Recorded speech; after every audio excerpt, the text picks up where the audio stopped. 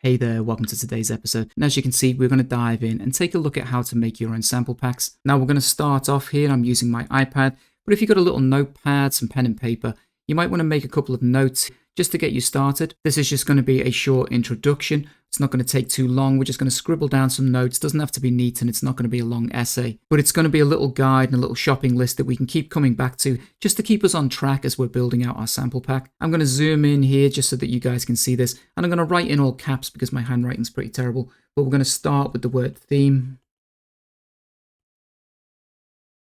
because that's the first port of call, is what is the theme for our sample pack.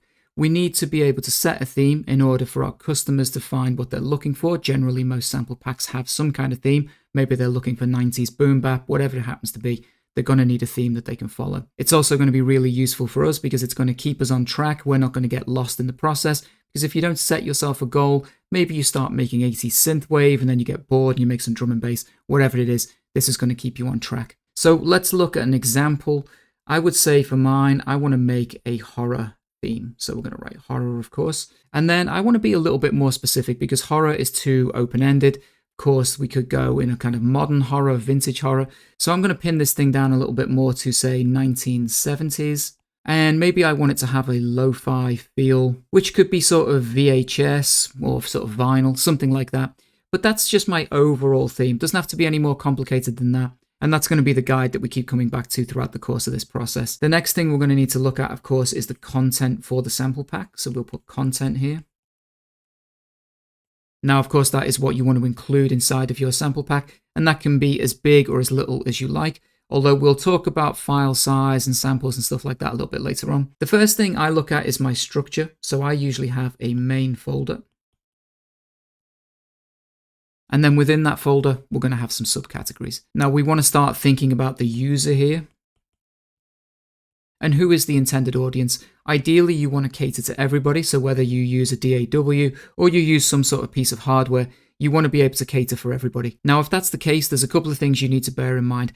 When it comes to things like folders here and folder naming, there are a couple of things I would avoid. I would avoid long folder names, and it's the same with samples. And later on, when it comes to exporting the samples out, I'll show you exactly what you should include so that the user has an easy time. But I would try and avoid long-winded titles. You don't need to put your name in here, your artist name and your website address and all that kind of stuff. Keep your folder names nice and simple. So if we're going to have some kicks in here, we're just going to name it kicks and snares and so on. The other reason for that as well is that because with older samplers, there can be a character limit, so maybe you've only got 8 characters that you can work with, and sometimes the hardware samplers struggle to read certain types of characters, so I would avoid special characters like @ signs and $signs, things like that. So start by keeping your folder titles and everything nice and simple. I usually start with my main folder, which is the main title of the sample pack, and then inside of that, of course, we'll have our subcategories. Now you may be tempted to do something more similar to this, so if we take this, we have our main folder, and maybe you want to have some drums in here. And then inside of that folder, you then want to have your kicks. And then maybe you've got types of kicks that you've got here. So I don't know, like 808s and sub kicks or whatever it is. The problem here though is that you're creating this kind of folder diving structure, which can be a real pain when it comes to hardware. DAW users won't have so much of an issue with this, but if you use something like the SP and you've got to scroll through all of these folders and do folder diving, it becomes a bit of a pain. So I would avoid making these complicated deep structures here. And instead, I want my users to be able to get where they need to go as quickly as possible. So inside of my main folder, I'm going to have my kicks, snares, and anything else that I want to include, just one folder down. Now, aside from making that structure nice and simple, when we get to the actual folders where the samples are, I want to keep that nice and simple as well. So if we take a look at this, and let's just say this was a typical folder full of samples, if you add too many samples, it is also a pain when it comes to menu diving and scrolling through on hardware devices. So I usually set myself a goal that inside of each folder, I have no more than 50 to 100 samples per folder. And that way, again, the user gets where they need to go and they can scroll through and find whatever samples they need. Now, the next thing I want to do here is I want to define exactly what is in the sample pack with some numbers so that when I'm working, I've got goals that I can tick off. So let's get rid of this here for a second. And what we want to do then is make that decision. So I'm going to have some kicks, some snares, maybe some hats, maybe perks, some vocals, and maybe something like effects. I want to know all of this information now so that as I'm working, I can tick each of these categories off and just start building all of this inside of my DAW. To pin this down even more, I want to give myself target amounts of samples to create. So maybe I want 20 kicks, 20 snares, 20 hats, etc., etc. And that way, again, when it comes to building things, I can just be ticking these off as little goals. If you leave this open-ended, then you might be tempted to make 80 samples, but then change your mind. So give yourself specific goals so that you'll be laser focused and you'll crack on with the task at hand. So very quickly, just to recap on what we have here, we have our theme that we're going to stick to, and we're going to come back time and time again so that we don't get lost in the process. We're also going to keep a very simple folder structure with short names, no special characters, and we're going to set ourselves target goals for the amount of samples that we want to create from the beginning. And now we can jump over into our DAW and we'll take a look at how to build some of these samples. Okay, so the next thing we're going to do here over on the iMac is we're going to set up some folders where we can put our samples. And I keep a separate folder for all the sample packs that I create. And then here, I'm just going to create a new folder, which will be the main folder. Now, I'm not going to be building an entire sample pack in this video because obviously it would take too long, but I'll rename this folder here. And we'll call this sample pack test, will do for now. Inside of this folder, I would follow the structure that we created in our notes. So whatever you've laid out for your sample pack, that's what you're going to replicate here. So we'll do a new folder, just do a couple of examples. I'll rename this one as kicks. And we'll create another new folder. And I'm going to rename this one as loops. And the reason I want to create these folders now is so that as I create them inside of Ableton, I can be exporting these straight out and getting everything into the appropriate folder, and that way it's going to be nice and speedy. Okay, now that we've created some places to put our samples, we've created a few folders, we're going to move into our DAW, so whichever you prefer to use, could be Logic, could be FL, in my case I'm going to be using Ableton, and this is where I'm going to begin to create my samples. Now as I said, I'm not going to create an entire sample pack here because it would take too long, but I'll show you a couple of tips and tricks on how I go about creating certain samples. And I thought we could start off with something that's like a fake sample, like a melodic loop of some kind. So the first thing I'm going to do is I'm going to go to plugins and I'm going to find some kind of instrument that I could use to kick things off. I'm going to choose something from Native Instruments here, probably a Contact 7. We'll just drag that over.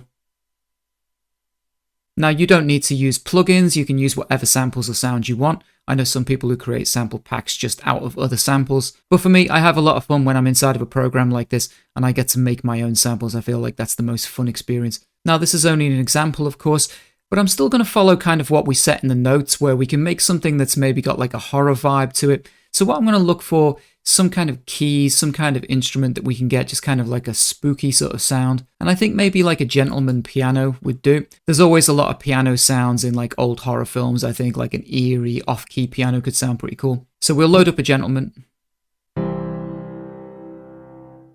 And we'll need to arm this track to record. And you'll notice I've got my little MIDI keyboard here below me just so that we can play some keys. Now, there are a hell of a lot of cool plugins that you can use, and if I wanted to do some chords, one potential plugin that I might use is something like Scalar, and if I scroll down through my VSTs here, you'll notice I have Scalar too, so I'm going to drag that in. Now, there are other versions of this, there are other software, but Scalar's a great chord finder, and if we take a look at the different song types inside of this category, we can scroll down and we can maybe look for something that's got like a horror vibe to it, and inside of this cinematic folder, we can see that we actually have a couple of horror presets. So we'll click on one of those and see if we can use that as a starting point. Now, the other thing I want to do here, I could use some of Scalar's inbuilt sounds. However, I'm going to turn those off because all I want Scalar for is kind of its brain. It's going to give me these chords, let us do one finger chords. But I actually want it to control the contact instrument that I've got here, so our gentleman piano. And we can do that by sending the MIDI. So on this Contact 7 channel here, I can send all of my MIDI from Scalar 2. And then where it says post effects, I'm also going to change that to Scalar 2 as well. I need to leave this channel enabled for record, but what I want to do is I want to set the Scalar to be in. And then if I click on this little A icon on the top right of the Scalar window, you will notice these gray keys light up. And when we play those on our MIDI controller, it's going to play all of these predetermined chords that we have underneath here. And you can hear we've got some kind of horror chords there. Of course, there are other presets we could try. We could try Horror 2.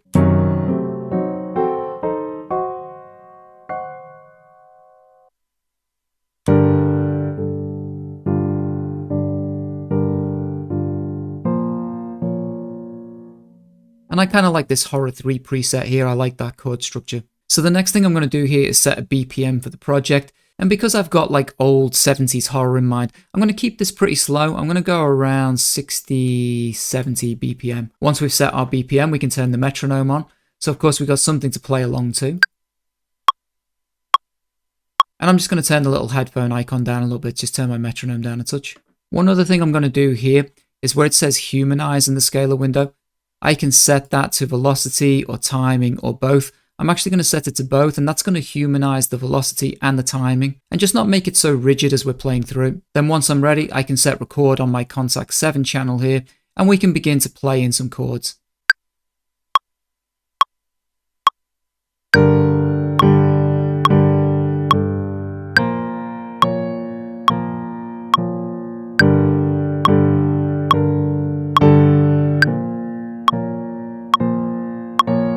Okay, once we've got, say, a 4-bar loop, we can crop this down to the 5th bar.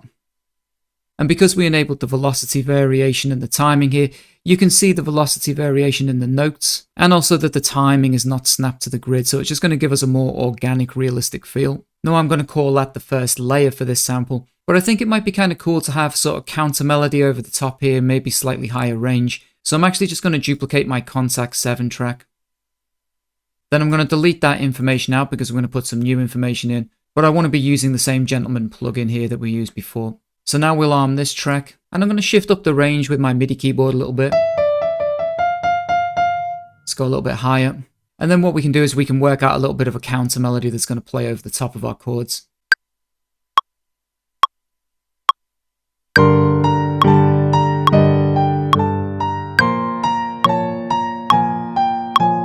We'll stop it there, something like that. I can always tweak these notes, play around with them, but I want that kind of off-key, sort of spooky kind of vibe. And here I've only got 2 bars, so I'm just going to crop that down, but that's going to play for the whole 4 bars. So we've got 2 layers here, of course. We've got our chords, now we've got this counter melody. And whenever you're making your samples, you can fill these up as much as you want or keep them as sparse as you want. I think it'd be nice to just maybe add like a little string or something that gives suspense, and maybe a couple of little effects, and we'll go from there. So with that in mind, what I'm going to do here is grab this BBC Symphony Orchestra. This is a Spitfire audio plugin. And maybe using something like a strings preset here, maybe with some tremolo, we should be able to create like an underlying suspense layer.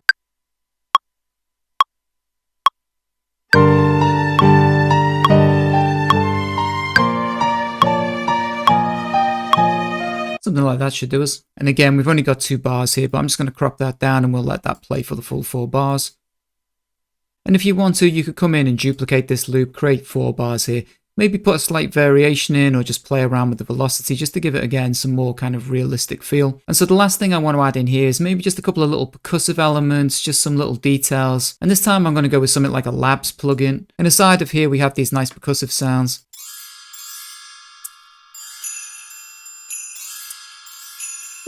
And little details like this I think might be quite nice. And we're not going to go crazy with them, but we'll just put a couple of them here and there throughout the little loop.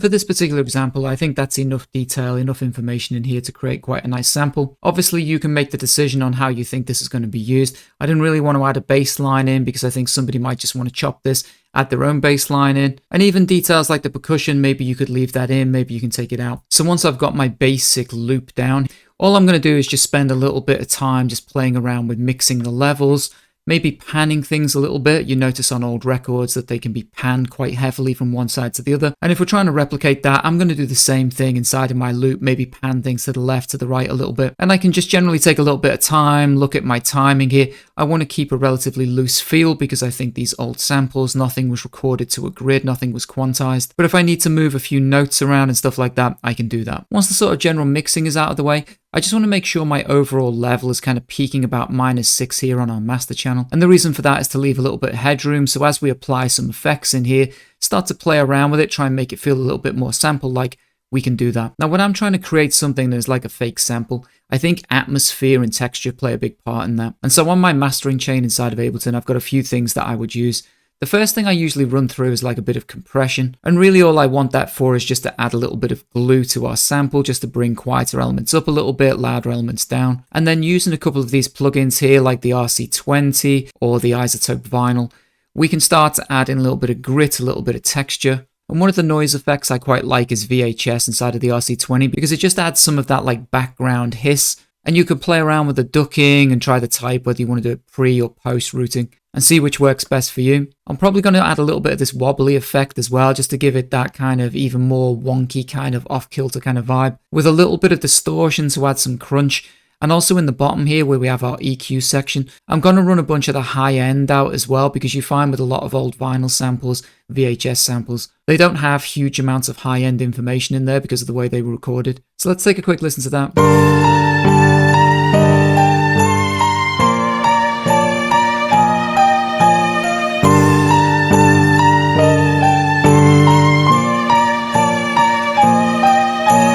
And I think for this example, that sounded pretty good. The only other thing I think it's missing is maybe like a little bit of vinyl static. And I could use something like the vinyl plugin here to add that, but actually I like using real sampled vinyl. So I'm quickly going to nip back into my WAV files here. And in vinyl textures at the bottom, I have a bunch of like static vinyl sounds that have been ripped from actual records. And I'm just going to drag this over and add this into the mix. We're going to turn the volume down a little bit because it's usually a little loud for my taste.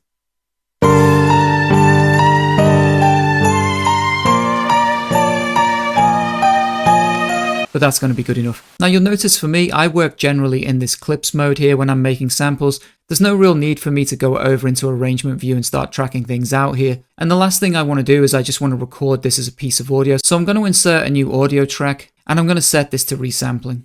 And now we can record that loop in.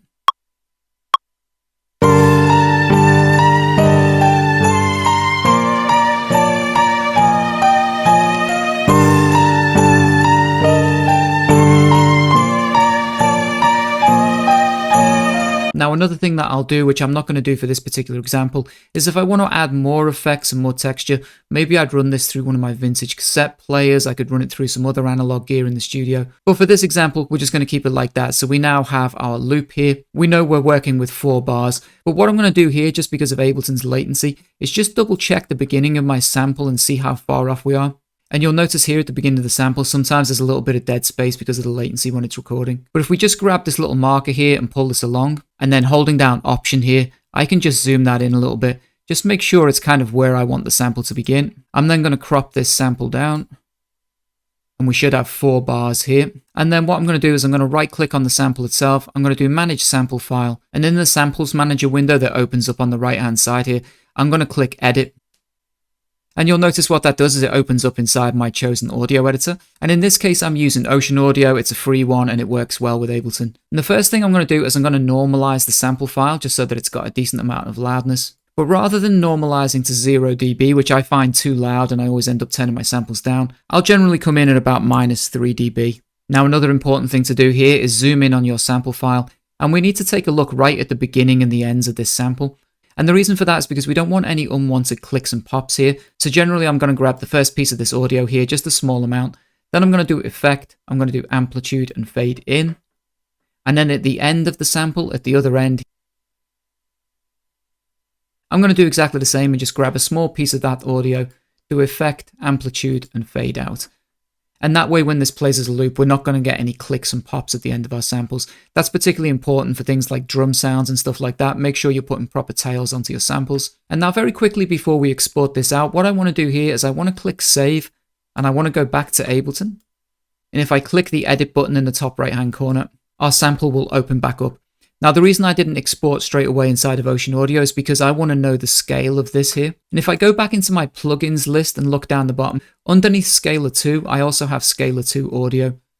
And as it says on the screen, Scalar 2 Audio is designed to detect, analyze what key and scale you're in. And you can do that by just dragging your sample into this. It's going to ask me, do I want to replace the detection? I say yes. And in this case, you can see here, it is giving me my detected scale, so B Ionian Sharp 2 scale. And now when we open it back up in the audio editor, we can do Save As and we can choose a few things. Now I want to locate the folder that we created at the beginning, so Sample Pack Test in this case, and this would be a loop, so I'm going to choose my loops folder. And then I can give this a name. Now, we spoke about not naming things with really long-winded titles, but you do need to give some information for your users so that it's going to be useful for them. And so here I'm going to call this horror, and then I'm going to add loop because it's a loop. I'm also going to put in the BPM, which was 70 BPM. The bar length, which we know is 4 bars. And then we can add the scale at the end, which we know is B, Ionian sharp 2 scale. And once we've typed in all the correct information, we can then save that sample. Now, one other thing before we move on to the artwork portion of this, I just want to talk very quickly about bit rates and sampling. And if we open up this folder here where we saved our loop, we can take a look at this. And on Mac, if I click Get Info, I can see that this is a 44.1 kilohertz 16-bit sample. Now, because of the differences with old samplers, it's become good practice for me to provide my samples in 48 kilohertz 24-bit, which is like the highest quality I can provide, but also to create a separate folder and supply them in 41 kilohertz in 16-bit. And that way, you're not going to have any problems with people trying to load your samples up on older samplers, and it's generally going to make your customers pretty happy. Now, inside of the audio editor, all we needed to do was do save as, and we can create a new copy of this using whatever format we like. I know some people even like to provide an MP3 file. However, I tend to stick to WAV files. So to quickly recap so far, we created our notes so we knew what the intention was when we wanted to create our sample pack. We then created some folders so that we've got somewhere to put the samples once they've been created. We moved over to Ableton in this case, but remember, any DAW, you can do this. We created our first sample based on the theme that we chose, which was like a 70s horror kind of vibe, and we've now exported that out to a folder of our choice. So in terms of the sample creation, it's pretty simple. You can follow those steps through. Like I said, give yourself some goals. If my goal here was to create 20 of these loops, that's what I'm going to sit and do. I'm going to check these off of my list, create all 20 of my loops, and get those saved into the loops folder. And then I can move on to my kicks, my snares, whatever else I'm giving away in my sample pack. So once you've created that sample pack and you've packaged everything up, it's time to move on to the final step here, which is creating some artwork for that sample pack so that you can get it uploaded to a site of your choice. Okay, congratulations. Hopefully you've been following these steps all the way through, and you've now created your first ever sample pack, and you want to add the artwork to that so that you can put this thing on sale or you can give it away, whatever you want to do with it. Now, just like the theme we created at the beginning, we need to create artwork that is going to represent that sample pack and give our customers an idea of what's involved. And for the example that we've been following throughout the course of this video, we've been keeping a sort of 70s horror kind of theme in mind. Now, I'm very fortunate that I'm a graphic designer. I've been an artist for a long time. So when it comes to creating artwork, I can kind of create things from scratch. However, you might not have that skill. So I just want to show you a couple of ways that you can create some simple, effective artwork that will work well with your chosen sample pack. I've got a few examples here of things that I've created. So for something like this here, the Shaolin Dreams, this one, I actually use AI to help me out, and I'm going to show you how to do that in a second, because if you don't have the artistic skill to create it yourself, then using AI is going to be an easy way that you can do that. I've also created some very simple things, like ones here for my compositions, which is basically a simple shape, some text, and then creating this kind of vintage vinyl effect for the cover. And then we have artwork like these here that I completely created by hand. I drew these, and these were for a friend's hip-hop project. He wanted something kind of trippy and weird. So depending on what level you're at in terms of how you can create art, you can either do something completely custom and unique like this, or we can go back to using something like the AI that we have here. Now, for today's example, it seems like using AI might be an easy way just so that everybody at any level can have a go at doing this. And one thing you'll notice is that even if I use AI here, I generally still bring it back into Procreate to add the final details and play around with it. Now, if you don't have access to something like the Procreate app, of course, an iPad, these kind of things, it's not 100% necessary to add some of this detail in here, but having some access to like Photoshop or some kind of software where you can edit images and add text and things is going to be kind of important. I generally recommend Procreate because it's a $10 app, so it's pretty cheap, but it allows you to do a hell of a lot in terms of manipulating images and adding text and all that good stuff. So let's start by going to an AI site. And the one I'm going to be using today is this free AI image generator by Microsoft. Everyone has access to this, you just need to sign up. And if we open this up, you will notice a few examples here of some things that have been created by AI, so this image of a cat, etc. And the way that this particular site works is that you simply need to describe what you would like to create. So if we click this little description box here, I can type in what I want this to be. And from testing this thing out, it seems the more descriptive you can be, the better. I'm going to say an album cover, because that's what we're trying to create, of course. I want it to be 1970, so I'm going to say from 1970. I'd like it to look a bit distressed, so I'm going to say with a distressed cover. And because this is a horror themed sample pack, we need to give it some kind of spooky imagery that it can conjure up. So I'm going to say featuring a demon, I'm going to say cat, because why not? A demon cat. And then in front of a castle.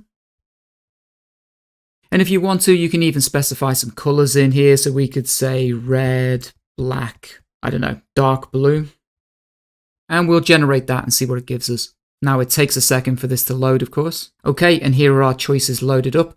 Now, of course, you can just keep regenerating this as many times as you like, but actually the first 4 that they have given us are pretty good here. This is pretty much what we asked it to depict here for us, and we can see the cat in front of the castle on each of the images with the colors red, blue, and black, and also the sort of distressed album cover finish that we really wanted. Now, if it's not giving you what you want here, of course, you can come back in and tweak your description, maybe add more details if you think it's lacking on something, or there's an element that you want to change, maybe you want to try different colors, try different things. But I actually really like this one here, so we'll grab this one, and all we need to do is download that, and we can click download. Now back inside of my Procreate app, I keep these what I call book base, and it's just got some paper textures added, so it's like a little template. But of course, you can just do this plain. I'm just going to show you how I would jazz this thing up a little bit. So I'm going to open up this book base, and what I'm going to do now is I'm going to add the photo into this base. So we'll do insert a photo. We'll find our artwork here, and then we can just drag this up and scale this to fit, obviously, what we've got going on the page. Now, I'm using a square format here because when you're doing sample packs, album covers, square format is generally going to work well on Spotify, any places that you want to use an album cover. And what I want to do is just shunt it down the layers here a little bit. And things like these paper textures, you can get those from like True Grit Texture Supply and a couple of other companies. And it's just adding more of like a paper feel to this album cover, which I think works pretty well. Okay, so now that we've got that lined up, we have our base for our album cover. It's all looking pretty good. But one thing it doesn't have is any text or any information about what the sample pack is. So of course, we're going to have to give this a title. And if we go to this little spanner icon, I can do add text. And I've already got a horror font lined up, but if you don't, you can find one of those from like the fonts or something. You can get a free one. And I've chosen a color that is kind of the red of the cat, just something that will kind of fit in for now. I think we'll just call it horror sounds like this.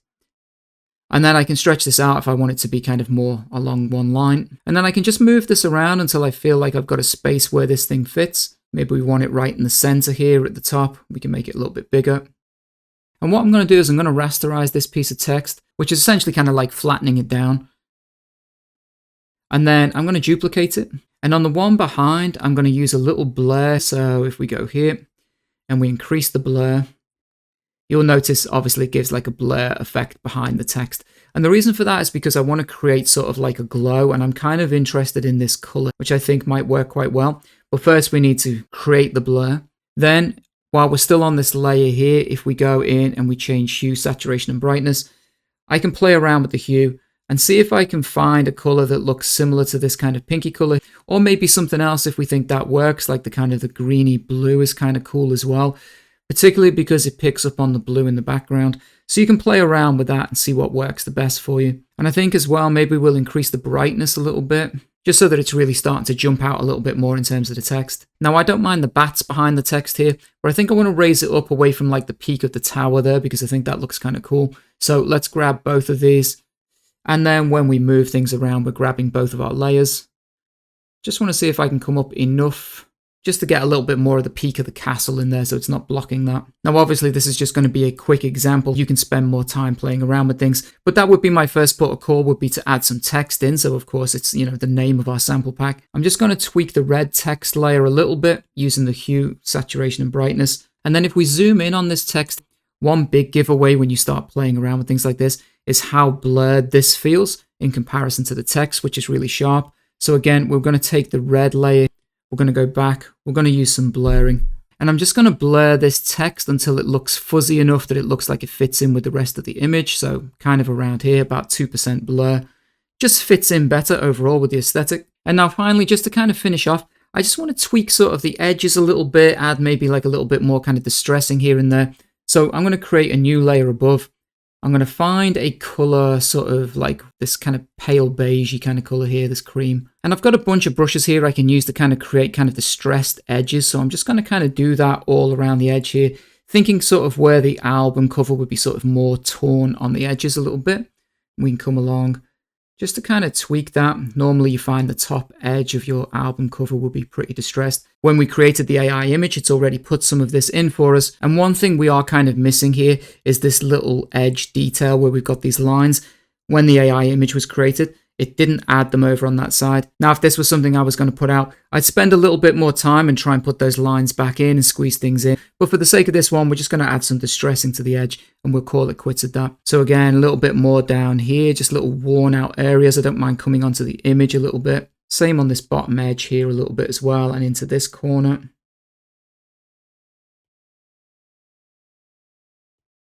Now, because we put this text in over the top of what the AI created, we need to add a little bit of distressing just over the text again, just to make it fit in and feel right. So there's like these little kind of crease lines and stuff that you've got going on. Again, you can spend a lot of time playing around with this. I'm just going to do a quick example here, but I'd put a couple of these like little marks and lines above the text just so it fits in. On some of these edges as well, where it's kind of worn through, I would choose something else that looks like a darker card, and I would add some like worn through little spots here and there.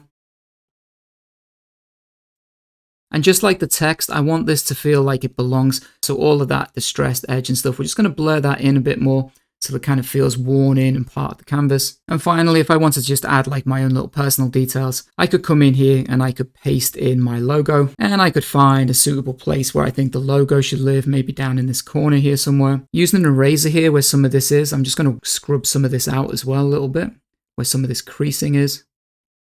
And a little blur again, just to get that to fade in and look like it's part of the original image. I think one last thing as well is I'm going to add one more layer and make this a multiply layer. I'm going to choose a sort of dirty brownish kind of color.